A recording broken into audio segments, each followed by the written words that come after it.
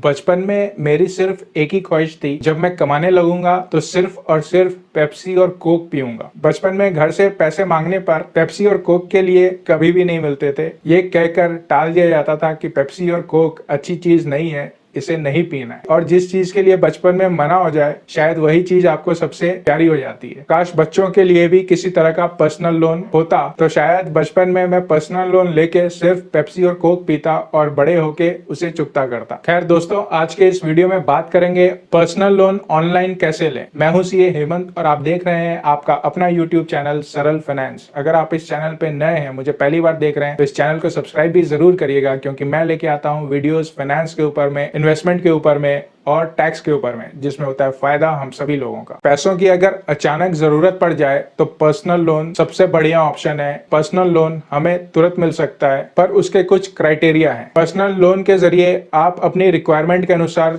छोटा या बड़ा किसी भी अमाउंट का लोन ले सकते हो। डिपेंड करेगा आपकी इनकम के ऊपर में और रिपेमेंट कैपेसिटी के ऊपर में। पर एक बात ध्यान रखिएगा, पर्सनल लोन में रेट ऑफ इंटरेस्ट बाकी अन्य लोन के मुकाबले काफी ज्यादा होता है। इसीलिए जब पैसों की एकदम सख्त जरूरत हो जाए और सारे रास्ते बंद हो जाएं, तभी पर्सनल लोन की ओर रुख करें। पर्सनल लोन के लिए आपको अपने income, credit history, credit score, repayment capability और एम्प्लॉयमेंट या बिजनेस हिस्ट्री और इन जानकारियों के बदौलत ही फिर आपको पर्सनल लोन अप्रूव होता है। और ये देखा गया है, पर्सनल लोन ज्यादातर मिनिमम 1 साल के लिए मिलता है और मैक्सिमम 5 साल के लिए मिलता है। अगर आप चाहें कि पर्सनल लोन लेके आप उसको 10 साल में रीपे करेंगे, तो ऐसा ऑप्शन कोई भी बैंक या फाइनेंशियल इंस्टीट्यूशन नहीं देता है। ज्यादातर पर्सनल लोन सिर्फ 1 से लेके 5 साल के लिए ही मिलते हैं। तो ऑनलाइन पर्सनल लोन लेने के लिए कुछ इंपॉर्टेंट पॉइंट्स हैं जिनका आपको ध्यान रखना है। वो पॉइंट्स इस तरह हैं। सबसे पहले तो ये डिसाइड करें कि आपको पर्सनल लोन कितना चाहिए। इस पे बिल्कुल भी ना जाएं कि बैंक आपको कितना ऑफर कर रहा है। अगर आपको 1 लाख रुपए की रिक्वायरमेंट है और बैंक आपको कह रहा है कि आपको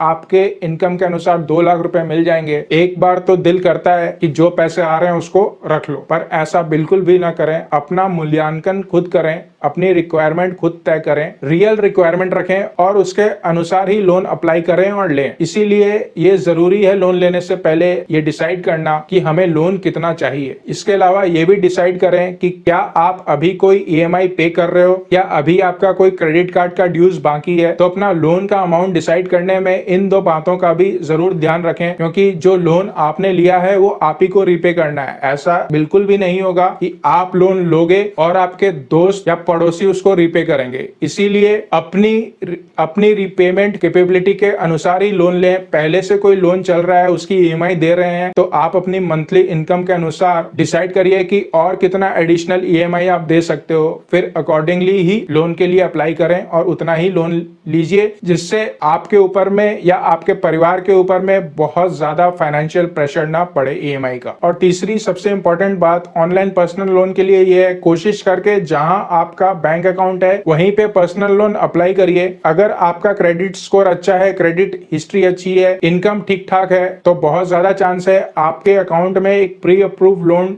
जरूर सैंक्शन हुआ होगा। उसके लिए आपको कुछ खास और विशेष करने की जरूरत नहीं है। जहां आपका अकाउंट है उस ब्रांच में या तो पता कर लीजिए कि क्या आपके अकाउंट के ऊपर में कोई प्री अप्रूव्ड पर्सनल लोन है, या फिर आप अपने बैंक का ऐप या वेबसाइट पे जाके भी चेक करके देख सकते हो कि आपके अकाउंट के अगेंस्ट में कोई पर्सनल लोन प्री अप्रूव पड़ा हुआ है या नहीं पड़ा हुआ है। अगर प्री अप्रूव पड़ा हुआ है तो बहुत अच्छी बात है, आपको कुछ करने की जरूरत नहीं है और हो सकता है सिर्फ 2 से 5 मिनट में आप प्री अप्रूव्ड लोन आपके बैंक अकाउंट में आ जाए। इसीलिए जब भी पर्सनल लोन के बारे में सोचें तो जहां आपका अकाउंट है वहां पे एक बार जरूर पूछताछ कर लें उस बैंक में, उस ब्रांच में या उस ऐप पर कि आपके अकाउंट के अगेंस्ट में कोई प्री अप्रूव पर्सनल लोन तो नहीं पड़ा हुआ। उसके बाद जो इंपॉर्टेंट बात आती है वो आती है एलिजिबिलिटी की। एलिजिबिलिटी अलग अलग बैंकों में अलग अलग एलिजिबिलिटी रिक्वायरमेंट है, जनरलाइज करना बहुत मुश्किल है। पर एलिजिबिलिटी क्राइटेरिया जानने के लिए सबसे आसान तरीका यह है, जिस भी बैंक से आप लोन अप्लाई करने की सोच रहे हैं या तो उसकी वेबसाइट पे जाके